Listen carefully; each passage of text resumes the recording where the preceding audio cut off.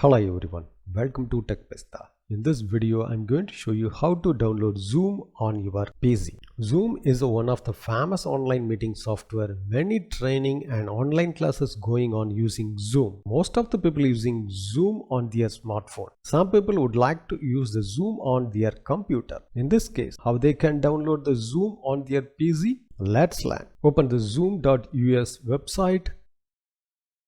Then you have to go to the footer area. Under the download section, you have to click on the meetings client. Then it will be moved for the downloads page. Then you have to choose the Zoom client for meeting and click on the download. After download, you have to double click to install the software. Now the Zoom client successfully installed in your computer. You have to enable the automatic update on your computer. Then only it will be notified whenever the Zoom software will be available for updates. Then you have to click on the done. Now you can open the Zoom client. You can directly join your meeting. Here you have to enter the meeting ID and enter your name to join the meeting. In this way you can download and install the Zoom client on your computer. Thanks for watching this video. If you have any question, enter the comment section.